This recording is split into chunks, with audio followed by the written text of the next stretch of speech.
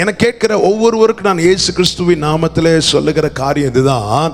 தேவனை மகிமைப்படுத்துகிற ஸ்தோத்திர பலிகள் அது எந்த மட்டும் நம்மில் வெளிப்படுகிறதோ அதனாலே நம்முடைய கட்டுகள் உடைக்கப்படும், நமக்கு வழிவாசல்கள் உண்டாகும், விடுதலை உண்டாகும். ஆமென். இந்த நாட்களிலே இன்று நான் ஜெபித்ததும் அதுதான். ஆண்டவரே, இந்த வார்த்தைகளை எந்தெந்த காதுகள் கேட்க வேண்டுமோ அவர்களுக்கு அதற்கான அனுகூலங்களை உண்டாக்கி கர்த்தாவே இதை கேட்க வைப்பீராக. ஆமென். எந்த மட்டும் நம்மால் துதிக்க முடிகிறதா? தாவீது இதை ருசித்ததுனால தான் தன்னால் துதிக்க முடியாத ஒரு சூழ்நிலை வந்தபோது 142வது சங்கீதத்தின் கடைசி வசனத்தை வாசியுங்கள். 142வது சங்கீதம் அதனுடைய கடைசி வசனம். அதிலே தாவீது இப்படி சொல்வதை நம்மால கேட்க முடியும். அதை வாசியுங்கள். உமது நாமத்தை நான் துதிக்கும்படி, உமது நாமத்தை நான் துதிக்கும்படி என் ஆத்துமாவை காவலுக்கு நீங்களாக்கி, என் ஆத்துமாவை காவலுக்கு நீங்களாக்கும்.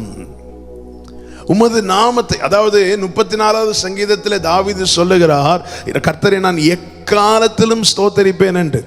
அதே தாவீது இப்பொழுது சொல்லுகிறார், உமது நாமத்தை நான் துதிக்கும்படி என் ஆத்துமாவை காவலுக்கு நீங்களாக்கி விடும். அப்போ இங்கே இந்த சூழ்நிலை நமக்கு என்ன காண்பிக்கிறது? இப்பொழுது தாவீதால துதிக்க முடியவில்லை என்பதை காண்பிக்கிறது.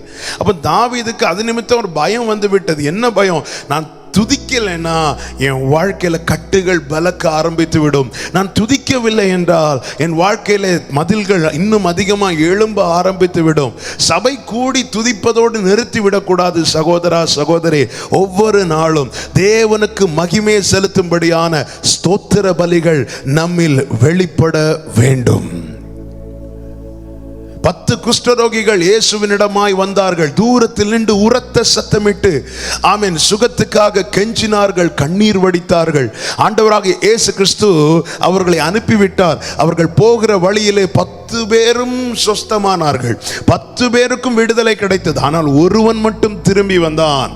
ஒருவன் மட்டும் திரும்பி வந்து இயேசுவுக்கு நன்றி செலுத்தினான். ஸ்தோத்திர பலிகளை ஏறெடுத்து தேவனுக்கு மகிமை செலுத்தி அவருடைய பாதத்தில் விழுந்த போது ஆண்டவராகிய இயேசு கிறிஸ்து கேட்டார், சுகம் பெற்றது 10 பேர் அல்லவா, மற்ற 9 பேர் எங்கே? அப்படி என்றால் ஒரு காரியம் இதிலிருந்து தெளிவாய் புரிகிறது. என்ன புரிகிறது? தேவ கிருபையை பெற்றவர்கள், தேவனிடத்திலிருந்து நன்மையை பெற்றவர்கள், தேவனிடத்திலிருந்து ஆசீர்வாதங்களை பெற்றவர்கள், தேவனிடத்திலிருந்து ஆமென் எல்லா ஆசீர்வாதங்களை, நன்மைகளை, சுகத்தை, பலத்தை பெற்றவர்கள் தேவனுக்கு மகிமை செலுத்த வேண்டும் என தேவன் எதிர்பார்க்கிறார். இது தேவனுடைய எதிர்பார்ப்பு. தேவன் என்ன எதிர்பார்க்கிறாரோ அதை நாம செலுத்த வேண்டும். தேவன் என்ன விரும்புகிறாரோ அதை நாம கொடுக்க வேண்டும். தேவன் நம்மிடத்தில் எதிர்பார்க்கிறது அதைதான். தேவன் நம்மை ஏற்படுத்தினதும் அதற்காக தான். இந்த ஜனத்தை நான் எனக்கென்று ஏற்படுத்தினேன், இவர்கள் என் துதியை சொல்லி வருவார்கள். நான் மறுபடியும் சொல்லுகிறேன், இந்த நாளிலே கர்த்தர் தந்த ரேமா, கர்த்தர் உரைத்த தீர்க்க தரிசன வார்த்தை இது.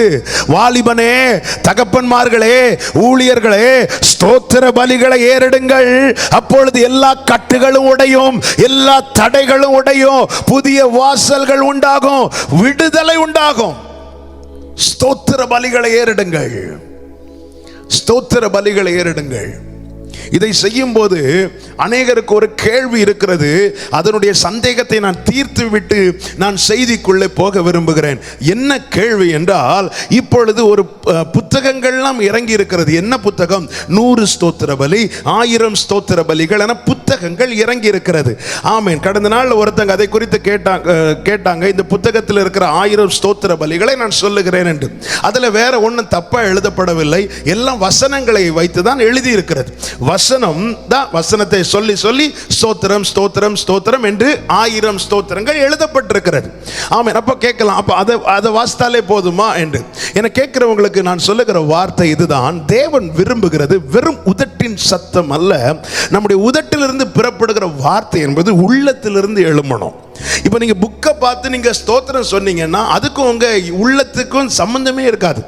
அதை நீங்க வாஸ்து வாஸ்து வாஸ்து வாஸ்து சொல்லி சொல்லி போயிடுவீங்க. பாருங்க, உங்க அப்பா கிட்ட போய் பெற்றோர் பிள்ளைகள் உங்கள் தகப்பன் இடத்துல போய் இருந்துட்டு ஒரு புக்கை திறந்து அப்பா உமக்கு ஸ்தோத்திரம், அப்பா உமக்கு ஸ்தோத்திரம், அப்பா உமக்கு இப்படி சொல்லிட்டு இருந்தா அந்த தகப்பனுக்கு அதை கேட்க பிடிக்குமா?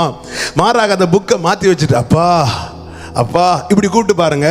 ஆண்டவர் எதிர்பார்க்கிற ஸ்தோத்திர பலிகள் என்பது உண்மையா இருக்கணும். அதாவது சங்கீதக்காரன் என்ன சொல்லுகிறான், நான் பாடும்போது என் உதடுகளும் நீர் மீட்டு கொண்ட என் ஆத்துமா. அப்ப பாட்டு எங்க இருந்து வருது அப்படின்னா, வெறும் உதட்டுல இருந்து இல்ல, நீர் மீட்டு கொண்ட இந்த ஆத்மாவிலிருந்து புறப்பட்டு இந்த உதடுகள் வழியா வருகிறது. ஆமென். அதாவது துதிக்கவே தெரியாதவங்க, ஜெபிக்கவே தெரியாதவங்களுக்கு இதை ஒரு ஆரம்பமாய் வைக்கலாமே தவிர இதையே கடைசி வரை வைக்காதீங்க. மற்றவர்கள் இப்போ ரோமன் கேத்தலிக் எல்லாம் பார்த்தீங்கன்னா ஒரு ஜெப மாலையை வச்சு உருட்டிட்டு இருப்பாங்கல்ல, அதே போல இதை மாற்றி விடாதீர்கள். ஸ்தோத்திரம் என்பது உண்மையா செலுத்தணுங்க. உள்ளத்துல நமக்குள்ள நம்ம நினைக்கணும், நினைச்சு அவரை துதிக்கணும். இப்படி நம்ம மாறல அப்படின்னா நம்ம மந்த நிலையிலே தான் இருப்போம். இதை நன்றாய் புரிந்து கொள்ளுங்கள். நீங்க ஆண்டவரை துதிக்கணும், நீங்க இருதயத்திலிருந்து ஆண்டவரை ஸ்தோத்திரம் பண்ணணும். அதுக்காக இப்படி புக்கை வச்சே நீங்க துதிக்க ஆரம்பிச்சிட்டீங்கன்னா என்ன ஆயிரும்னா, ஒரு வேளை அந்த புக்கு உங்களுக்கு மிஸ் ஆயிட்டுன்னா அன்னைக்கு துதி போச்சு. இங்கே தான் எங்கேயோ வச்சேன், நான் துதிக்கிற டைம் ஆச்சு, எனக்கு புக்கை காணலன்னு சொல்லிட்டு தேடிட்டு இருப்பீங்க. இது நம்ம ஒரு மாதிரி மந்த நிலையில கொண்டு போய் விட்டுவிடும். நான் சொல்லுகிறதை சரியான எண்ணத்தோடு எடுத்துக்கொள்ள வேண்டும். துதிக்கணும், ஓயாமல் துதிக்கணும். எதை நினைச்சு துதிக்க? தேவனுடைய மகத்துவங்களை நினைச்சு துதிங்க. தேவன் உங்களுக்கு செய்ததை நினைத்து துதியுங்கள். தேவன் உங்களை நடத்தினதை நினைத்து துதியுங்கள். உங்களை எப்படி நினைக்கிறாரோ அதை நினைச்சு துதியுங்க. ஆமென், ஹல்லேலூயா. துதிக்கும். நீங்க பைபிள் வாசிக்க வேதத்தை வாசிக்கும் போது உங்களை உணர்த்துகிற, உங்களை தொடுகிற தேவனுடைய அதிசயமான செயல்களை பார்க்கும்போது அப்பா உமக்கு ஸ்தோத்திரம். இப்படி நம்ம இருதயத்திலிருந்து இந்த ஸ்தோத்திரம் புறப்பட்டு, இருதயம் என்கிற அறையிலிருந்து புறப்பட்டு உதடுகள் என்கிற வாசல் வழியாய் வெளிப்படுகிற ஸ்தோத்திர பலிகள் உன்னதருக்கு உகந்தது. இதுல பழகணும். இதுதாங்க வளர்ச்சி. ஆமா, இதுல பழகுங்க. நான் எனக்கு இது கேட்கிற ஜனங்கள், இதை கேட்கிற ஜனங்கள் ஒரு ஆரோக்கியமான நிலையில, ஒரு ஆவிக்குரிய நிலையில வளர வேண்டும் என்கிறதற்காக நான் இந்த வார்த்தைகளை உங்கள் மத்தியில பேசிக் கொண்டிருக்கிறேன். கர்த்தர் அறிவார். நீங்க வளரணும். நம்முடைய ஆவிக்குரிய நம்ம உண்மையில துதிக்கிறோமா? எழுமுனது அப்பா உமக்கு ஸ்தோத்திரம். எல்லாவற்றுக்காய் ஸ்தோத்திரம் செலுத்துங்கள். அதை தான் பைபிள் நமக்கு கற்று தருகிறது. எப்பொழுதும் ஸ்தோத்திரம் செலுத்துங்கள், எல்லாவற்றுக்காய் ஸ்தோத்திரம் செலுத்துங்கள். இதுவே உங்களை குறித்த தேவ சித்தமா இருக்கிறது. எல்லாவற்றுக்காய் ஸ்தோத்திரம் செலுத்துவது என்றால் என்ன? அங்கிருந்து பதில் எஸ் வந்தாலும் ஸ்தோத்திரம், நோ வந்தாலும் ஸ்தோத்திரம். கடந்த நாள் ஒருத்தங்கள்ட்ட பேசும்போது ஆண்டவர் இந்த வார்த்தையை சொல்ல வைத்தார். அதாவது நம்ம ஜெபத்துல உட்கார்றது ஆண்டவர்கிட்ட வருகிற எஸ்ஸுக்காக. ஆண்டவர் எஸ் சொல்லணும். இந்த காரியம் ஆண்டவர், இந்த காரியம் நடக்கணும் அப்படிதான் ஆண்டவர் அங்க எஸ் சொல்லணும். எஸ் சொல்லணும். ஆண்டவர் எனக்கு எஸ் சொல்லணும். நம்மில் அநேகர் நம்ம ஜெபத்துல உட்கார்றதே ஆண்டவர் எஸ் சொல்லணும். ஆண்டவர் எஸ் சொல்லலைன்னா வேற எங்க எஸ் கிடைக்கும்னு பார்த்துட்டு இருக்கிறோம். அதாவது ஜெபத்துக்கான பதில் என்பது எஸ் மட்டும் இல்ல. சில நேரத்தில் ஆண்டவர் நோன்னு சொல்லுவார். அந்த நோவையும் நம்ம ஏற்றுக்கொள்றதுக்கு நம்ம ரெடியா இருக்கணும். நான் சொல்றத ரிப்பீட் பண்றேன்.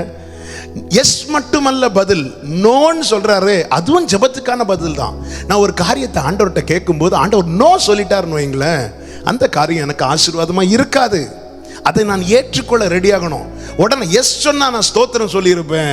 நோ சொல்லிட்டாரு, என்ன துதித்து பாடி இப்படி நோ என்கிற பதிலை கேட்டது நிமித்தம் துதிக்காமல் எத்தனை நாள் ஆகிவிட்டது, ஜெபிக்காமல் எத்தனை நாள் ஆகிவிட்டது. தேவனை பாட வேண்டிய பாடும்படி கிருபைகளை பெற்ற நீ தேவனை பாடி எத்தனை நாள் ஆகிவிட்டது? ஏன்? ஆண்டவர் நோ சொல்லிட்டார். அந்த நோ தாமா உனக்கான ஆசீர்வாதம். அந்த நோ தான் ஆண்டவர் தருகிற எஸ் மட்டும் இல்ல, ஆண்டவர் சொல்லுகிற நோ உனக்கான ஆசீர்வாதம். இதை நீ என்னைக்கு புரியுறியோ அன்னைக்கு நீ ஸ்தோத்திரம் பண்ணுவ. ஸ்தோத்திரம் பண்ணாமல் உன் கட்டுகள் உடையாது. ஸ்தோத்திரம் பண்ணாமல் உனக்கு எதிராக எழும்பி இருக்கிற மதில்கள் உடையாது. இல்லன்னு நீ பார்ப்ப, அதை சுதந்திரிக்க மாட்ட. நீ பார்ப்ப, அதை சுதந்திரிக்க மாட்ட. ஓ, எனக்கான ஆசீர்வாதம் என்ன இருக்கு, சுதந்திரிக்கிற போலான்னு பார்த்தா சுத்தி கட்டுகள். நீ பார்க்கிறதுக்கு மட்டுமாமா உன்னை அழைத்தார், பிள்ளைகளானால் சுதந்திரருமாமே. சுதந்திரிப்பதற்காக கர்த்தர் நம்மை அழைத்திருக்கிறார். சுதந்திரிக்கணும்.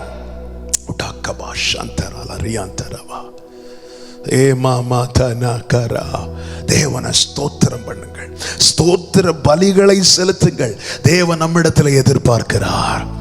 தேவனுக்குரிய ஸ்தோத்திர பலிகள், தேவனுக்கு உகந்த பலிகள் நம்மில் வெளிப்படும் போது அங்கே தேவன் உலாவுகிறார், அங்கே தேவன் வாசம் பண்ணுகிறார். அந்த இடத்துல ஆமென், நம் பார்வையில நேசக்கொடியை பறக்க விடுவார், சத்துருக்களின் பார்வையில ஜெயக்கொடியை பறக்க விடுவார்.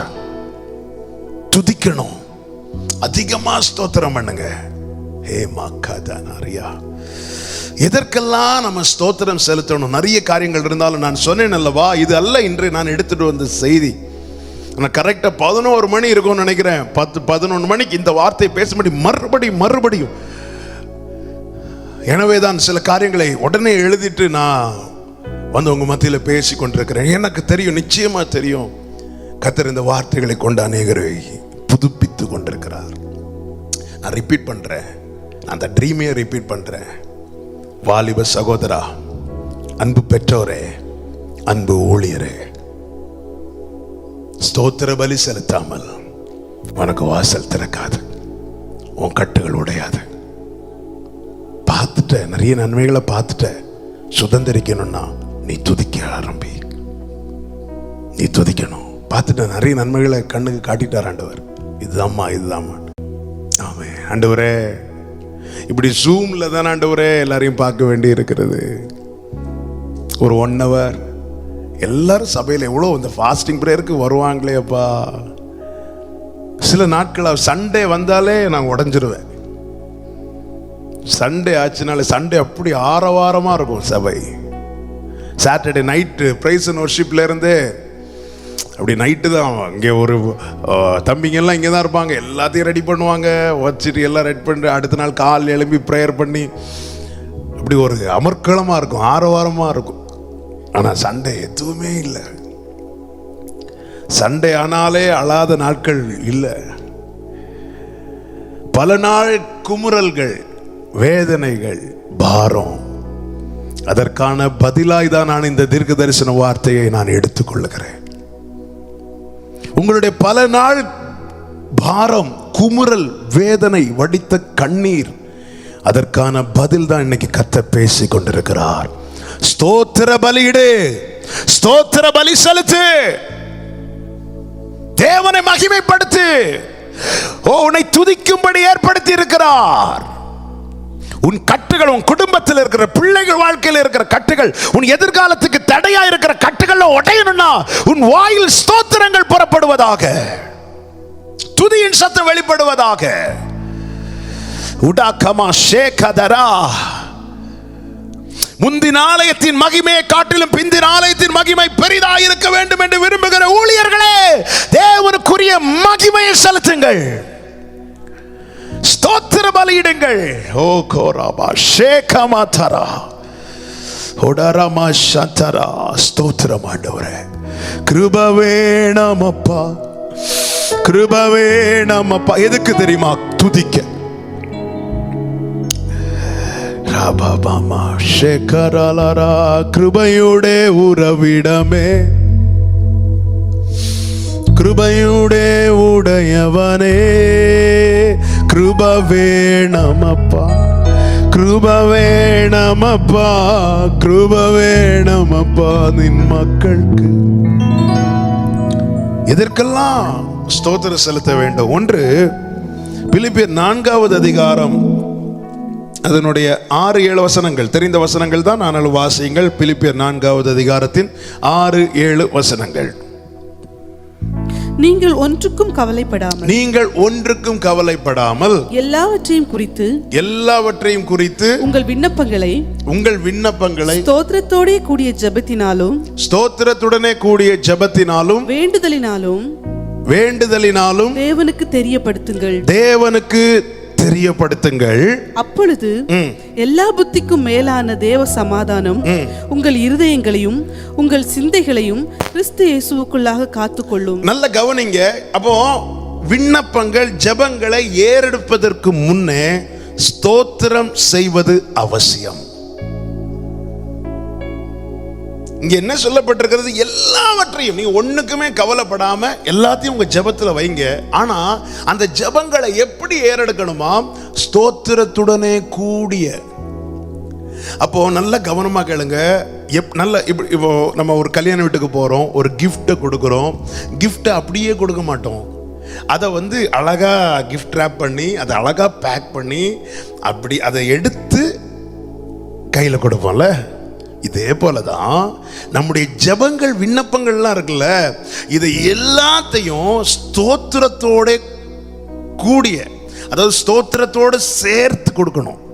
அப்பொழுது எல்லா புத்திக்கு மேலான தேவ சமாதானம் நம்முடைய இருதயத்தை ஆட்கொள்ளும். ஜெபிக்கிறதுக்கு முன்னே ஸ்தோத்திர பலிகளை செலுத்துவது அவசியம். இன்னைக்கு எனக்கு ஜெபிக்கிறதுக்கு 5 நிமிஷம் தான் இருக்கு. அப்போ இங்கே என்ன சொல்லப்பட்டு நிறைய காரியங்கள் ஜெபத்தை வச்ச பிறகு ஒரு நாள் ஃபுல்லாக ஜெபத்தில் இருந்தோம், ஒரு சமாதானம் இல்லாமல் இருக்குது. ஒரு நாள் ஃபுல்லாக ஃபாஸ்டிங் இருந்தோம், சமாதானம் இல்லாமல் இருக்கு. எப்படிங்க இருக்கும்? பைபிள் நமக்கு தெளிவாக சொல்லி இருக்கிறது, நீ ஸ்தோத்திரத்தோட வைக்கலைன்னா தேவ சமாதானம் உன் இருதயத்தை ஆட்கொள்ளாது. நான் வந்ததுலேருந்தே இருக்கேன், காலில இருந்தே இருக்கேன், ஜெபிச்சுட்டே இருக்கேன், ஆனால் சமாதானமாக போனியா? இல்லை. எல்லா புத்திக்கும் மேலான தேவ சமாதானம் உங்கள் இருதயத்தை ஆட்கொள்ள வேண்டுமானால் நீங்க ஜெபிக்கிறதுக்கு முன்னே நல்ல ஸ்தோத்திரம் செலுத்தணும், உன்னதமான தேவனுக்கு மகிமை செலுத்தணும். அந்த ஸ்தோத்திரங்களை ஏறெடுத்த பிற்பாடு உங்க விண்ணப்பங்களை சொல்லணும், உங்கள் ஜெபங்களை சொல்லணும். ஸ்தோத்திர பலி. தேவன் நம்ம கிட்ட வேற எதுவுமே கேட்கலங்க, மனதார அப்பா உங்களுக்கு ஸ்தோத்திரம்னு சொல்லணும்.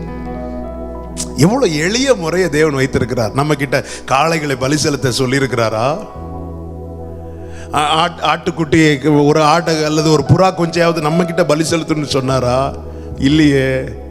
நமக்கு அதையெல்லாம் எளிதாக்க, எளிய முறையாக்க, எல்லாரும் வந்து அவர் சமூகத்தில் நிற்க வேண்டும் என்பதற்காக தம்மையே பலியாக தந்தார் அல்லவா? ஆமே. சீக்கிரம் எடுத்ததும் நீங்க காலையில் எழும்பி எப்படி ஜெபம் பண்றோம்? காலையில் ஆண்டவரே காத்துக்கோங்க, அப்படி நடத்துங்க, இப்படி நடத்துங்க. விண்ணப்பங்களை மட்டும் வைக்கிறோம். அதுல ஸ்தோத்திரங்கள் இருக்கா? இல்ல. விண்ணப்பங்களை மட்டும், ஜெபங்களை மட்டும் வைக்கிறோம். அநேகர் சொல்றது என்ன? ஜெபித்த பிறகும் எனக்கு சமாதானம் இல்லை, ஸ்தோத்திரத்துடைய கூடிய ஜெபம் இல்லை என்றால் சமாதானம் வராது. ஜெபிக்கிறதுக்கு முன்னாடி ஸ்தோத்திரங்களை செலுத்தணும். கொஞ்சம் ஆண்டவரை மகிமைப்படுத்துறதுக்கு, அதாவது பதில வாங்கிறதுக்கு முன்னாடி பலிய கொடு, பலி செலுத்து, பதில வாங்கு. ஸ்தோத்திரம் பண்றதுக்கு, ஸ்தோத்திரம் பண்ணி ஜெபம் பண்ண உனக்கு நேரம் இல்லைன்னா அவருக்கு பதில் தரதுக்கும் நேரம் இல்லை. ஆண்டவர் சமூகத்தில் நல்ல கேளுங்க, அதாவது ஆண்டவர்கிட்ட நேரம் இல்லைன்னு சொல்றோம்னா நம்ம சொல்ற பொய்யிலேயே பெரிய பொய்.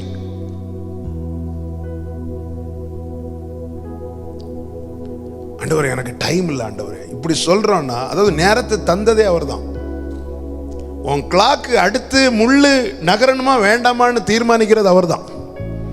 கிருபைங்கிற பேட்டரியை உள்ள வச்சிருக்கிறார். எவ்வளவு காஸ்ட்லியான வாட்சா இருந்தாலும் பேட்டரி வீக் ஆயிட்டுனா ஆஃப் ஆயிரும். எவ்வளவு ஆரோக்கியம் உள்ளவனா, ஆரோக்கியம் உள்ளவளா இருந்தாலும் இந்த கிருபை ஸ்டாப் ஆயிட்டுனா கிளாக் ஓடாது, நம்முடைய வாழ்க்கை ஓடாது. அப்போ இந்த கிருபைங்கிற பேட்டரியை நமக்குள்ள போட்டு ஓட வச்சவட்டே சொல்றோம், உங்களுக்கு கொடுக்கறதுக்கு என்கிட்ட நேரம் இல்லை. ஆண்டவர் மட்டும் அடுத்த செகண்ட் உனக்கு கொடுக்கறதுக்கு என்கிட்ட கிருபைங்கிற பேட்டரி இல்லப்பா, ஸ்டாக் இல்லப்பான்னு சொல்லிட்டாருன்னா எல்லாத்துக்கும் நேரம் இருக்குங்க. வீண் கதைகள், வெட்டி கதைகள், இதெல்லாம் பேசுறதுக்கு நேரம் இருக்கு. மணிக்கூர் கணக்கா இருந்து நியூஸ் பார்க்கறதுக்கு நேரம் இருக்கு. நேரத்தை தந்தவருக்கு நேரத்தை கொடுக்கிறதுக்கு நேரம் இல்லை.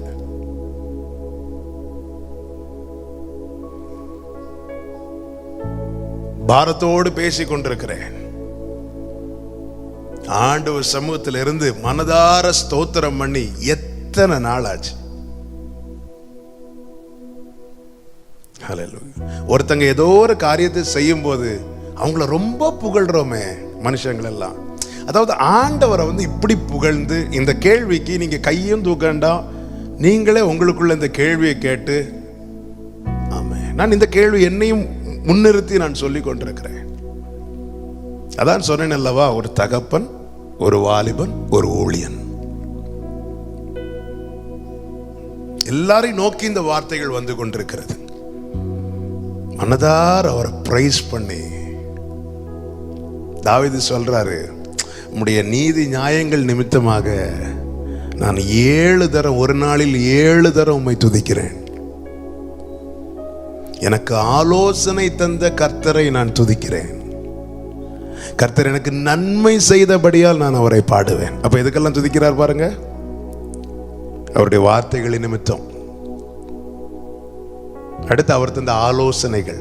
நம்ம அற்புதத்துக்கு மட்டும் ஸ்தோத்திரம் சொல்லுவோம், ஆலோசனை தந்தா என்னடா அற்புதத்தை எதிர்பார்த்த ஆலோசனை தரார். தாவீது அப்படி கிடையாது. ஆலோசனை தந்த கர்த்தரை நான் துதிப்பேன். ராக்காலங்களில் என் உள்ளிந்திரியங்கள் என்னை உணர்த்தும். நான் அதை இப்படி புரியும்படி சொல்ல விரும்புகிறேன்.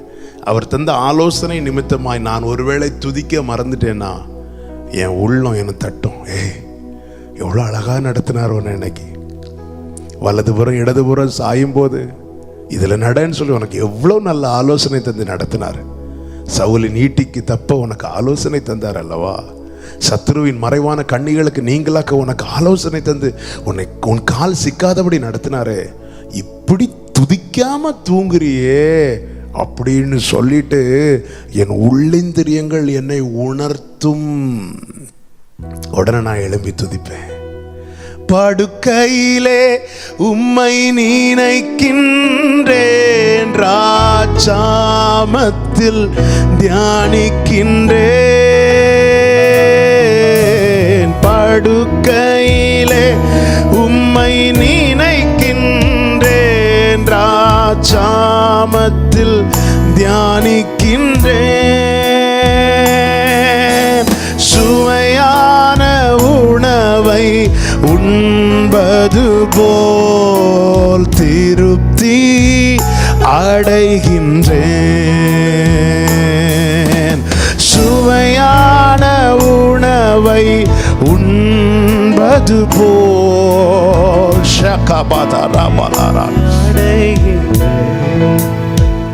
நாளைக்கு என்ன நடக்கும்னு நீங்க நினைக்கிறத விட, நீங்க நினைச்சீங்க நாளைக்கு இந்த காரியம் எப்படி நடக்கும், இது எப்படி நடக்கும், இப்படி நம்ம நினைச்சா, நல்ல கவனிங்க, நமக்கு குழப்பங்களும் பயங்களும் புலம்பல்களும் உண்டாகும். நடக்கிறத நினைக்காதீங்க, நடத்துகிறவரை நினைங்க. அவர் இதை அவர் நடத்துவார். ஆண்டவர், நீங்க பைபிள் ஃபுல்லா படிங்க.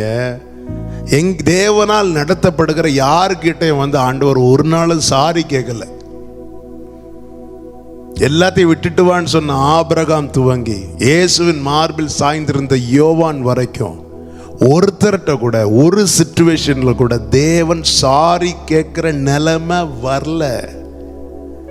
ஏன்னா அவர் செவ்வையாய் நடத்தினார். செவ்வையாய் நடத்தினார். நான் சொல்றது எல்லாரையும் அல்ல, தேவனால் நடத்தப்படுகிறவர்கள். பைபிள்ல வழி விலகி போனவங்கெல்லாம் உண்டு, அவங்கள நான் இந்த லிஸ்ட்ல கொண்டு வரல. தேவன் அவர் காட்டுற பாதையில அவரால் நடத்தப்படுகிறவர்கள்ட்ட ஆண்டவர் ஒரு நாள் வந்து சாரிப்பா தெரியாம உன்னை இப்படி கூட்டிட்டு வந்துட்டேன் இப்படி சொல்லல. இப்படி சொல்ல வேண்டிய நிலைமை வரல. ஏன்னா அவர் கோணலானதை செவ்வையாக்கிட்டு தான் என்ன நடத்துவார். ஆண்டவரை ஸ்தோத்திரம் பண்ணுங்க. ஆண்டவரை ஸ்தோத்திரம் பண்ணுங்க. நீங்க அதிகமா ஜெபம் பண்ணுங்க. பாருங்க, அந்த சாலமோன் பாருங்க, 1 நாளாகமம் 1வது அதிகாரம் 6-7 வசனங்களை வாசிங்க. ஜெபிக்கிறதுக்கு முன்னாடி துதிக்கணும், நல்லா துதிக்கணும். 1 நாளாகமம் 1வது அதிகாரம் 6-7 வசனங்கள். 2 நாளாகமம் 1வது அதிகாரம் 6-7 வசனங்கள். 2 நாளாகமம் 1:6-7. அங்கே சாலமோன் ஆசரிப்பு கூடாரத்துக்கு முன்பாக கர்த்தரின் சந்நிதியில் இருக்கிற வெண்கல பலிபீடத்தின் மேல் 1000 சர்வாங்க தகன பலிகளை செலுத்தி பலியிட்டான். 1000 சர்வாங்க தகன பலிகளை செலுத்தி பலியிட்டான். 7வது வசனம். அன்று ராத்திரியில தேவன் சாலமோனுக்கு தரிசனமாகி விரும்புகிறதை கேள், நீ விரும்புகிறதை என்னிடத்துல கேள். அப்படின்னு என்ன அர்த்தம்? இப்ப ஜெபம் பண்ணு அப்படிங்கிறார். இப்ப ஜெபம் பண்ணு, நான் கேட்கிறேன், நான் தரேன். இப்ப ஜெபம் பண்ணு. எதுக்கப்புறம்? 1000 சர்வாங்க தகன பலிகளை செலுத்தினதுக்கு பிற்பாடு, ஸ்தோத்திர பலியிட்டு தேவனுக்குரிய மகிமையை செலுத்தினதுக்கு அப்புறம் ஆண்டவர் சொல்லுவார், இப்ப கேளுப்பா உனக்கு என்ன வேணும். பாருங்கள், ஏரோதுக்கு முன்னாடி ஏரோதின் மனைவியின் மகள், அதாவது ஏரோதனுடைய சகோதரனுடைய மனைவியை ஏரோது தனக்காக்கி கொண்டான். அவளுடைய மகள் ஏரோதுக்கு முன்பாக நடனம் ஆடுவாள். நடனமாடி ஏரோதை பிரியப்படுத்தினதும் ஏரோது மகிழ்ச்சி நிறைவுல கேட்பான். என்ன கேட்பானா, உனக்கு நான் என்ன செய்யணும் கேளு, ராஜ்யத்தின் பாதி மட்டும் கேட்டாலும் நான் உனக்கு தருவேன். அப்போ அவனை மகிழ்ச்சியாக்குனதும் ஏரோது அவள் கேட்கிறத கொடுக்கிறதுக்கு ரெடி ஆயிட்டான். ஒரு பொல்லாத ராஜாவே தன்னை மகிழ்ச்சியாக்கினவங்களுக்கு தான் கேட்கிறது எதுவானாலும் கொடுக்கிறதுக்கு ரெடி ஆவானால், பரலோக தகப்பன் அவருக்குரிய மகிமையை செலுத்துங்க. ஆண்டவர் என்ன சொன்னார்? என் நாமத்தை மகிமைப்படுத்துகிற பிரஸ்தாபப்படுத்துகிற எந்த இடத்திலும் நான் வந்து அவர்களை ஆசீர்வதிப்பேன் என்று சொல்லி இருக்கிறாரு. நீங்க அவருக்குரிய ஸ்தோத்திர பலிகளை, அவருக்குரிய துதி பலிகளை நீங்கள் ஏறெடுக்கும் போது அவர் உன் ஜெபத்துக்கு பதில் தருவதற்கு ஆயத்தமாவார். இப்போ சாலமோனை கூப்பிட்டு கேட்கிறார், நீ விரும்புகிறத கேள் அப்படின்னா என்ன வைக்கிறார்? இப்ப ஜெபம் பண்ணு. பகல்ல ஃபுல்லா துதிச்சல்ல, இப்ப பிரேயர் பண்ணு. பிரேயர் பண்ணு. அதாவது துதியும் ஜெபமும் இணைந்து தாங்க இருக்கும். அதுல எதையுமே பிரிக்க முடியாது. சில கூட்டத்தார் சொல்றாங்க துதிக்கெல்லாம் வேண்டாம், ஜெபிக்க மட்டும் தான் வேணும். சில கூட்டத்தார் சொல்றாங்க ஜெபமே கிடையாது, துதி மட்டும் தான் உண்டு. இந்த ரெண்டு கூட்டத்தாருக்கும் பரலோக பதில் கிடையாது. துதியும் ஜெபமும் இணைந்து இருக்கும், இதை பிரிக்கவே முடியாது. பவுலும் சீலாவும் ஜெபம் பண்ணி துதித்தார்கள். துதியும் ஜெபமும் இணைந்து இருக்கும். ஆண்டவராக இயேசு கிறிஸ்து கெத்செமனே தோட்டத்துக்கு ஜெபிக்கிறதுக்காக போனார். ஆனால் வேதம் சொல்லுகிறது, ஜெபிக்கிறதுக்கு முன்னாடியே அந்த மேல் வீட்டிலிருந்து இறங்கும் போது எப்படி போனாராம்? ஸ்தோத்திர பாடலை பாடிட்டு போறாங்க. துதிச்சுட்டே போய் ஜெபம் பண்றாங்க. அதிகமா துதிக்கணும், அதிகமா ஜெபிக்கணும். ஜெபத்துக்கு முன்னையும் துதிக்கணும், ஜெபத்துக்கு பின்னையும் துதிக்கணும். அதுதான் நான் இப்போ அடுத்து சொல்லுவேன். அதுக்கு முன்னாடி நான் இந்த வார்த்தை பாருங்க. அப்போ இவன் பகல்ல ஃபுல்லா பலி செலுத்துறான், நைட்டு போய் தூங்கும் போது ஆண்டவர் தரிசனத்தில் கேட்க, ஏ ஜெபம் பண்ணுப்பா, அதாவது நீ விரும்புறத கேளு, நான் ரெடியா இருக்கிறேன். அவன் கேட்டான் ஞானத்தை. கர்த்தர் ஞானத்தை மாத்திரமல்ல ஐஸ்வர்யத்தையும் சேர்த்து கொடுத்தார். அதாவது அவன் கேட்டதிலும் அதிகமாய் கொடுத்தார். ஸ்தோத்திர பலியோடு கூட உங்கள் விண்ணப்பங்களை ஏறெடுத்து பாருங்கள். நீங்கள் கேட்ட காரியம் மாத்திரமல்ல, நீங்கள் கேட்பதிலும் அதிகமானதை கர்த்தர் தருவார். ஸ்தோத்திர பலியிடணும். யாத்திராகமம் 19:19 வாசியுங்கள். யாத்திராகமம் 19:19. யாத்திராகமம் 19வது அதிகாரம் 19வது வசனம். எக்காள சத்தம், எக்காள சத்தம் வர வர மிகவும் பலமாய் தொனித்தது. வர வர மிகவும் பலமாய் தொனித்தது. மோசே பேசினான், மோசே பேசினான். தேவன் அவனுக்கு வாக்கினால் மறுமொழி கொடுத்தார். முதல்ல எக்காள சத்தம், அதுக்கப்புறம் ஜெபம், அதுக்கப்புறம் பதில். எக்காள சத்தம் வர வர பலமாய் துதித்தது. எக்காள சத்தம் எதை காண்பிக்கிறது? அவருக்குரிய ஆரவார சத்தம், ஸ்தோத்திர பலிகள், துதி பலிகள், தேவனுக்குரிய மகிமையை செலுத்துவதற்கு அடையாளமாக எக்காளங்கள் பயன்படுத்தப்பட்டது. அப்ப எக்காள சத்தம் வர வர பலமாய் துதித்த பிறகு மோசே பேசுகிறான். ஆண்டவர் நோக்கி ஜெபம் பண்ணுகிறான். கர்த்தர் என்ன செய்கிறார்? அதன் பிறகு பதில் கொடுக்கிறார். அப்ப துதி, ஜெபம், பதில். ஸ்தோத்திரங்களுடன் கூடிய விண்ணப்பங்களை ஏறெடுத்து பாருங்கள். அப்பொழுது எல்லா புத்திக்கும் மேலான தேவ சமாதானம் உங்கள் இருதயங்களை ஆட்கொள்ளும். ஸ்தோத்திரம் பண்ணிட்டு ஜெபம் பண்ணணும். ஸ்தோத்திரம் பண்ணிட்டு ஜெபம் பண்ணணும். ஆண்டவராக இயேசு கிறிஸ்து அந்த பஸ்கா இரவு அன்று அப்பத்தை பிட்டு கொடுத்து ரசத்தை கொடுத்த பிறகு சீஷர்களோடு கூட ஸ்தோத்திர பாடலை பாடிவிட்டு கெத்செமனேக்கு போனார். கெத்செமனேக்கு எதுக்கு போனார்? ஜெபம் பண்ண. ஆமென். ஸ்தோத்திர பலிகளை ஏறெடுத்து விண்ணப்பங்களை ஆண்டவர் சமூகத்தில் வைக்கணும்.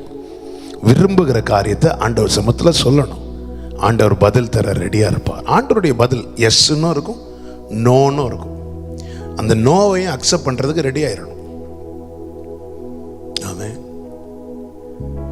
ஹல்லேலூயா. நடத்தி வந்த பாதைகளை நினைக்கும் போதெல்லாம் கண்ணீரோடு நன்றி சொல்லி துதிக்கிறேன் ஐயா. நடத்தி வந்த பாதைகளை நினைக்கும் போதெல்லாம் கண்ணீரோடு நன்றி சொல்லி துதிக்கிறேன் ஐயா. உங்க அன்பு பெரியது, உங்க இரக்கம் பெரியது, உங்க கிருபை பெரியது, உங்க தயவு பெரியது, அன்பு பெரியது. ஆமென் ஆண்டவரே. இரக்கம் பெரியது. நன்றி தகப்பனே. கிருபை பெரியது. ஹல்லேலூயா. தயவு பெரியது. அடுத்து பாருங்கள், ஸ்தோத்திரம் பண்ணி ஜெபம் பண்ணணும். ஜெபம் பண்ணதுக்கு அப்புறம் துதிக்கணும். அதுதான் அப்போஸ்தலர் 16வது அதிகாரம். அங்கே பவுலும் சீலாவும் செய்த காரியங்கள். அதனுடைய 25வது வசனம், 16:25. நடுராத்திரியிலே பவுலும் சீலாவும் ஜெபம் பண்ணி தேவனை துதித்து பாடினார்கள். ஜெபம் பண்ணி தேவனை துதித்து பாடினார்கள். நல்ல கவனிங்க, இங்க துதிக்கிறது எதுக்கு தெரியுமா? நீங்க ஸ்தோத்திரம் பண்ணி ஸ்தோத்திரத்தோட ஜெபத்தை ஏறெடுக்கும் போது உங்களுக்கு அந்த சமாதானம் வரும் தெரியுமா? அந்த சமாதானம் வந்தது நீங்க துதிக்க ஆரம்பிச்சிருவீங்க. எதுக்கு துதிக்கிறது தெரியுமா? இன்னும் கொஞ்ச நேரத்தில் இந்த கட்டு அவருக்கு போறது, இந்த கொஞ்ச நேரத்தில் இந்த தடைகள் எல்லாம் மாற போகிறது, இன்னும் கொஞ்ச நேரத்தில் கர்த்தர் வாசலை திறக்க போகிறார், இன்னும் கொஞ்ச நேரத்தில் என் காரியத்தை நடப்பிக்க இது நம்பிக்கையின் வெளிப்பாடு. இந்த துதி என்பது நம்பிக்கையின் வெளிப்பாடு. கர்த்தர் செய்து முடிப்பார் என்கிற அந்த விசுவாசத்தின் வெளிப்பாடு. இதுதான் துதிக்கிறது. ஜெபித்த பிறகும் துக்கமா இருக்க கூடாது. ஆமென். அன்னால பாருங்க, அவள் அதன் பிறகு துக்கமுகமா இருக்கவில்லை. ஏன்னா எனக்கு தெரியும் என் விண்ணப்பத்தை கேட்டா. பிரேயர் இன்னும் கட்டுகள் உடையலங்க, இன்னும் கதவுகள்லாம் திறக்கப்படல, எல்லாம் அப்படிதான் இருக்கு. ஆனா தங்கள் தேவனை குறித்த நம்பிக்கை அது. நான் சொல்லிட்டேன், என் காரியத்தை சொல்லிட்டேன், கர்த்தர் இன்னும் கொஞ்ச நேரத்துல விடுவிக்க போகிறார், விடுவிக்கட்டும், அப்புறம் துதிக்கலாம் என்று இருக்கிறதற்கல்ல தேவன் அழைத்தது. செங்கடலை கடந்த பிறகு துதித்தார்கள் மோசேயால் வழிநடத்தின போது. ஆனால் யோசுவாவின் தலைமுறை வந்தபோது மதில் இடிவதற்கு முன்னே துதிக்க ஆரம்பித்தார்கள். நாம் யோசுவாவின் சந்ததி. கரங்களை உயர்த்தி ஆமென் சொல்லுங்க பார்க்கலாம். കാണുന്നു ഞാൻ വിശ്വാസത്താ എൻ മുന്നേ ചെങ്കടൽ ரெண்டாகுന്നു. ஆமென். கடல் பிளப்பதற்கு முன்னே விசுவாச கண்ணில் பார்க்க ஆரம்பிச்சிடணும். ஆமென். ஜனங்கள் எல்லாம் கடலை தடையாய் பார்க்கும் போது ஆமென், நாம எப்படி பார்க்கணும் அப்படின்னா, இது இன்னும் கொஞ்ச நேரத்தில் ரெண்டா பிளக்க போகுது. அப்படி நீங்க பார்க்க ஆரம்பிச்சிட்டீங்கன்னா நீங்க துதிக்க ஆரம்பிச்சிருவீங்க. ஜெபம் பண்ணுங்கள். ஜெபம் பண்ணதுக்கு அப்புறம் அப்படியே உட்கார்ந்துடாதீங்க, ஆண்டவரை பிரைஸ் பண்ணுங்க. ஜெபிக்கிறதுக்கு முன்னாடியும் பிரைஸ் பண்ணுங்க, ஜெபித்ததற்கு பின்னாடியும் பிரைஸ் பண்ணுங்க. அதுதான் சொல்லப்பட்டிருக்கிறது. எல்லாவற்றிலையும் ஸ்தோத்திரம் செலுத்துங்கள். என் ஜெபத்துக்கு பதில் கர்த்தர் தருவாருங்கிற நம்பிக்கை இருக்குமா? ஸ்தோத்திரம் பண்ணுங்க. ஹல்லேலூயா, ஹல்லேலூயா, ஹல்லேலூயா. ஷரபலரதடரபகரதர உடகமஹந்தரகடலகதேரந்தரகட. ஆமென். எல்லா கட்டுகள் உடைவதாக இயேசுவின் நாமத்தில். ஏரமசேதரஹந்தரே கபரோ. ஹல்லேலூயா, ஹல்லேலூயா, ஆமென். இங்க உங்க பாடி துதி செய்து கொண்டிருக்கையில் பாடி துதித்து பாடிக்கொண்டே இருக்கிறாங்க. ஏன்பா துதித்து பாடுற? ஏன்னா நான் என் அப்பா சமூகத்தில் என் கண்ணீரை ஊட்டிட்டேன், என் விண்ணப்பங்களை வச்சுட்டேன். எனக்கு நம்பிக்கை இருக்கு, இந்த விண்ணப்பங்களின் சத்தத்துக்கு என் தகப்பன் செவி கொடுப்பார். என் ஜெபத்தை கர்த்தர் கேட்பார் நம்பிக்கை இருக்கிறவங்க துதிப்பாங்க. ஜெபித்ததுக்கு பிறகு துதிப்பாங்க. அதாவது நம்ம ஜெபங்கள்லாம் முடிச்சுட்டு கடைசியில் சொல்ற ஒரு வார்த்தை உண்டு, என்ன தெரியுமா? என் ஆத்துமாவே கர்த்தரை ஸ்தோத்திரி. இது ஜெபத்தை முடிப்பதற்காக பயன்படுத்துகிற சொல்லாய் மாத்திரம் எடுக்கக்கூடாது. ஆமென். அது என்ன? கர்த்தர் என் ஜெபத்தெல்லாம் கேட்டுட்டாரு, அதுக்கு பதில் தருவார். எனவே ஆத்துமாவே கர்த்தரை ஸ்தோத்திரி, முழு உள்ளமே அவருடைய பரிசுத்த நாமத்தை ஸ்தோத்திரி. இது ஜெபித்ததுக்கு பிறகு நம்ம சொல்றோம்ல, நம்ம அறிந்து சொல்றோமோ அறியாம சொல்றோமோ, ஆனா இனி நீங்க சொல்லும் போது எஸ் லார்ட், உண்மையா சொல்லுங்க. அவர் செய்த சகல உபகாரங்களையும் மறவாது. ஆமென். ஜெபிக்கிறதுக்கு முன்னாடி ஸ்தோத்திரத்தோடு அந்த விண்ணப்பங்களை கொண்டு வரணும். விண்ணப்பங்களை ஏறடி எல்லாவற்றையும் தெரியப்படுத்துங்கள் தான் பைபிள்ல இருக்கு. அதாவது எப்பவுமே பிரேயர் முடிச்சிட்டு நம்ம என்ன யோசிக்கணும்னா, எல்லாத்தையும் சொல்லிட்டேனா, எல்லாத்தையும், அதாவது எல்லா புத்திக்கும் மேலான தேவ சமாதானம் உங்கள் இருதயங்களையும் உங்கள் சிந்தைகளையும் ஆட்கொள்ளும். அப்படிதான் இருக்கு. அப்போ இருதயத்துல இருக்கிற பாரங்கள் அது எல்லாத்தையும் சொல்லிடணும். சிந்தையில வந்து வந்து போகுது இல்ல, அதையும் சொல்லணும். எல்லாவற்றையும் தெரியப்படுத்துங்கள்னா, நம்ம டைரியில் எழுதி வச்சிருக்கிற 5 பிரேயர் குறிப்பு மட்டும் இல்ல, நம்ம இருதயத்துக்குள்ளே கடந்து குழம்பிட்டு இருக்கு தெரியுமா, அது எல்லாத்தையும் சொல்லணும். சிந்தையிலே வந்து அலட்டிட்டு இருக்கலாம், அது எல்லாத்தையும் சொல்லணும். A to Z எல்லாத்தையும் சொல்லுங்க. எல்லாத்தையும் முதல்ல தெரியப்படுத்துங்க. நம்ம தெரியப்படுத்துறோமா?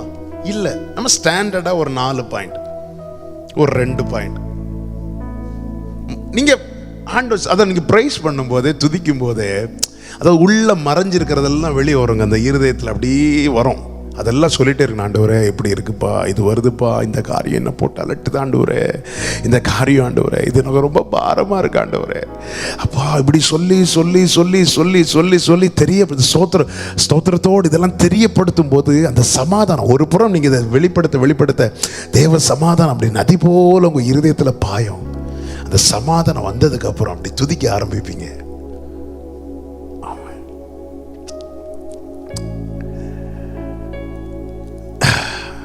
தேவன் நல்லவர். தேவனை மகிமைப்படுத்துங்க. இங்கே இவர்கள் துதித்த போது சிறைச்சாலையின் அஸ்திபாரங்கள் அசையும்படியாக பூமி மிகவும் அதிர்ந்தது. பொதுவாக பார்த்துருக்கீங்களா, நல்ல ஹெவி வால்ட் ஸ்பீக்கர்லாம் வச்சு பாட்டு போடும்போது ஜன்னல்லாம் உடஞ்சிரும் இல்லை? கேரளாவில் பல ஆண்டுகளுக்கு முன்பதாக பெட்ரா அப்படின்னு ஃபாரின்லேருந்து ஒரு பேண்ட் வந்து ப்ளே பண்ணாங்க. எத்தனையோ வாட்ஸ், பெரிய கிரவுண்டில் எத்தனையோ 1000 வாட்ஸ் ஸ்பீக்கர் போட்டாங்க. போட்டுட்டு மீட்டிங் தொடங்கல, மீட்டிங்கு முன்னாடி சவுண்ட் செக் பண்ணுறாங்க. செக் பண்ணும்போது பேஸ் கிட்டாரிஸ்ட் வந்து பேஸை வந்து டங்குன்னு அப்படி விட்டார் பாருங்க, அவ்வளோதான். ஆப்போசிட்டில் ஒரு ஹாஸ்பிட்டல் இருந்திருக்கு. அந்த ஹாஸ்பிட்டலில் இருக்கிற ஜன்னல்லாம் உடஞ்சி விழுந்திருக்கு. அந்த சவுண்ட், அந்த வாட்ஸுடைய பவர் அது போய் இத்தனைக்கும் பிளே கூட பண்ணல, ஜஸ்ட் பேஸ் கிட்டார் எடுத்து எல்லாத்தையும் செக் பண்ணுறாங்க. செக் பண்ணுறதுக்கு பேஸ் கிட்டார் எடுத்து ஒரு அடி அடிச்சிருக்கிறாரு. அப்படி ஒரு நோட்டு தான் கொடுப்பாங்க. கொடுத்ததும் அந்த அந்த அந்த வைப்ரேஷனில் அது ஜன்னல் போய் உடஞ்சி விழுந்திருக்கு. எந்த அளவுக்கு அந்த சத்தம் போய் அடிக்குது பாருங்க. இங்க சிறைச்சாலை கதவுகள் பூமி அசையும்படியாக, அஸ்திபாரங்கள் அசையும்படியாக, கதவுகள் எல்லாம் திறக்கும்படியாக, கட்டுகள் கழறும்படியாக ஒரு சத்தம் இந்த பவுல் சீலா கிட்ட இருந்து வந்திருக்குமா? நிச்சயமா வந்திருக்காது. 2 பேர் மைக் இல்லாம எதுவும் இல்லாம என்ன சத்தம் போட்டாலும் தொண்டை தான் கிளியுமே தவிர ஜன்னல்லாம் உடையாது, கதவெல்லாம் உடைக்காது. அப்போ இங்க என்ன நடந்திருக்கும்? நான் ஒரு ஆவிக்குரிய கண்ணோட்டத்தோடு சொல்றேன். பவுலும் சீலாவும் துதிக்க ஆரம்பிக்கும் போது பரலோக பேண்ட் இறங்கி வந்திருக்கும், தூத கூட்டம் இறங்கி வந்திருக்கும், வீணைகளை மீட்டி இருப்பார்கள், ஆமா, இன்ஸ்ட்ருமெண்ட்டை ப்ளே பண்ணிருப்பாங்க, எல்லா கட்டுகளும் உடைஞ்சிருக்கும், கதவுகள் எல்லாம் உடைஞ்சிருக்கும். இயேசுவின் நாமத்தில் சொல்லுகிறேன், உண்மையாய் துதித்து பார், உனக்காக கர்த்தர் தூதர்களை அனுப்புவார். நல்ல கையை தட்டி ஆண்டவரை பிரைஸ் பண்ணுங்க. ஜீசஸ், உம்மை துதிப்பேன், நான் உம்மை துதிப்பேன், இன்றும் என்றும் உம்மை போற்றி பாடி துதிப்பேன். உம்மை துதிப்பேன், நான் உம்மை துதிப்பேன், இன்று. கையை தட்ட முடிச்சவங்க கையை தட்டி பாடணும். ஆமென். ஓ, உம்மை துதிப்பேன். ஏ கரபா சந்தரலரியாந்தரா. நல்ல நல்ல புரிஞ்சுக்கோங்க.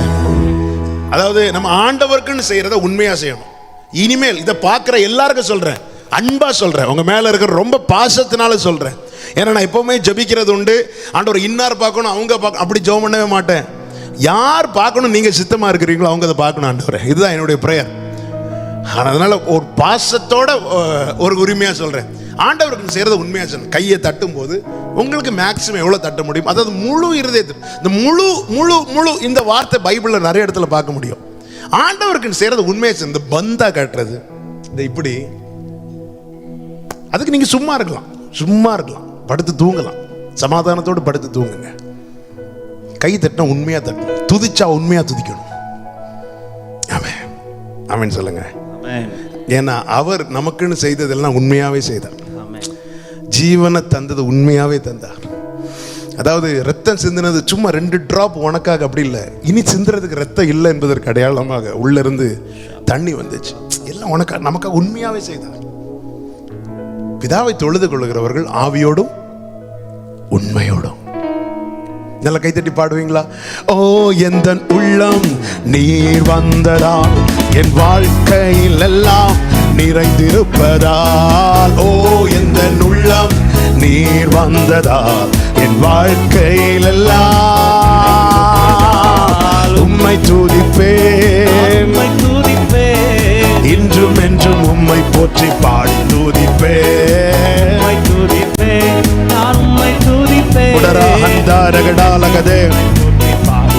ஆமென் ஆமென். ஓ எந்த உள்ளம் நீர் வந்ததா என் வாழ்க்கையில் எல்லாம் நிறைந்திருப்பதா. ஏ மஹந்தா ரகடா லகதே. ஆமென். ஜெபிக்கிறதுக்கு முன்னே ஸ்தோத்திரம், ஜெபித்த பிறகும் ஸ்தோத்திரம். எப்பவுமே துதிக்கிறதுக்கு ரெடியா இருந்துக்கணும். அந்த துதிகளின் நடுவுல நம்ம ஜெபங்கள் இருக்கணும். ஆமென். அப்ப அந்த விண்ணப்பங்களை, அதாவது நம்முடைய விண்ணப்பங்கள் அவருக்கு ஏற்றதாய் மாறும், அவருக்கு உகந்ததாய் மாறும், அவருடைய சமூகத்தில் போய் நிற்கும். நான் திருப்பி சொல்லுகிறேன், ஜெபிப்பதற்கு முன்னே ஸ்தோத்திரம், ஜெபித்த பிறகும் ஸ்தோத்திரம். இப்படி நீங்க மாற்றி பாருங்கள் உங்களை. அப்பொழுது நம்முடைய விண்ணப்பங்கள் நேரா ஒரு சமூகத்தில் போய் தடையில்லாம போய் நிற்கும், உகந்ததா போயிருக்கும். ஹல்லேலூயா. கரங்களை உயர்த்தி ஆண்டவருக்கு மகிமை. அது மாத்திரம் இல்லை, ஒரு காரியம், நிறைய நேரம் இல்லை, நான் ஒரே ஒரு காரியத்தை கூட நான் சொல்லி நான் ஜெபிக்கிற 2 ராஜாக்களின் புஸ்தகம் 3வது அதிகாரம். Thank you Holy Spirit. Hallelujah. சமாரியாவுக்கு அகைன்ஸ்டா யோசபாத், யூதாவின் ராஜா யோசபாத், இஸ்ரவேலின் ராஜா யோதோமின் வழியாக புறப்பட்டு போவாங்க. அப்போ யோதோமின் ராஜாவும் கூடிக்கொள்வார்கள். ஏதோமின் ராஜா. இப்போ இவங்க மூவரும் போகும்போது வனாந்திர வழியா போறாங்க. அங்க தண்ணீர் இல்லாமல் போயிட்டு உடனே இஸ்ரவேலின் ராஜா கதறுவான், ஐயோ இங்கே 3 ராஜாக்களை கர்த்தர் கொண்டு வந்து மோவாபியர் கையில் ஒப்பு கொடுத்துட்டாரே அப்படின்னு சொல்லிட்டு மோவாபியருக்கு அகேன்ஸ்டா போவாங்க. அழும்போது யோசபாத் சொல்லுவார், இங்கே கர்த்தருடைய தீர்க்கதரிசி எங்கே இருக்கிறாரு, அவர்கிட்ட கர்த்தருடைய வார்த்தை இருக்குன்னு சொல்லி எலிசா கிட்ட வருவாங்க.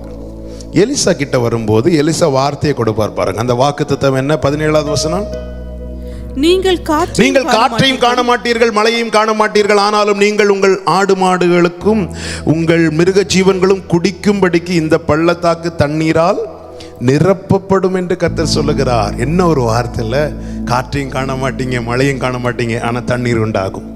இப்போ வாக்குத்தத்தத்தை வாங்கியாச்சு, தீர்க்க தரிசன வார்த்தையை பெற்றுக்கொண்டாச்சு.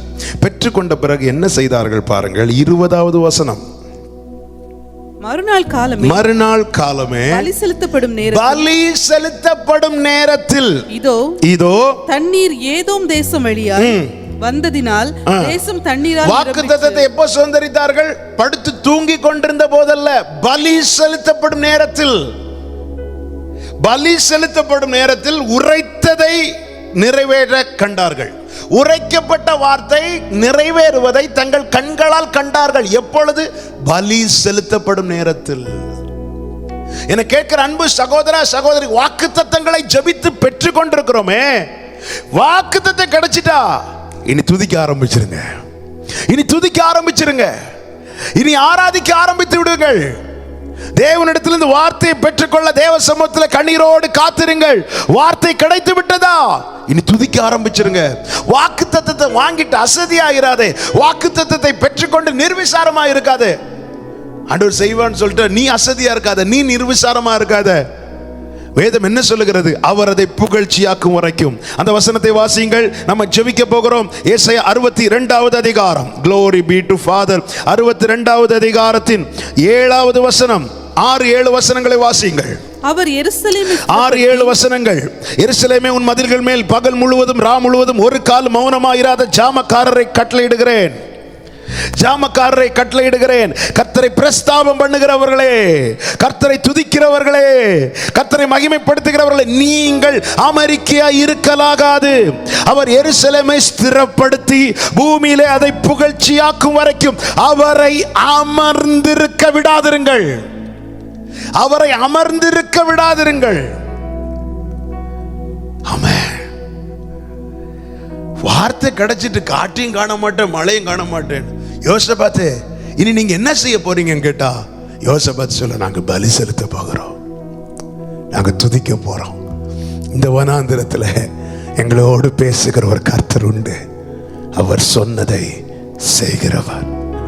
நாங்க துதிக்க போகிறோம். அவங்க பலி செலுத்தி கொண்டிருக்கும் போது தண்ணீர் வந்தது. துதிக்கிறவன் துதித்து கொண்டிருக்கும் போதே சொல்லப்பட்ட வாக்குத்தத்தம் நிறைவேறுவதை காண்பான்.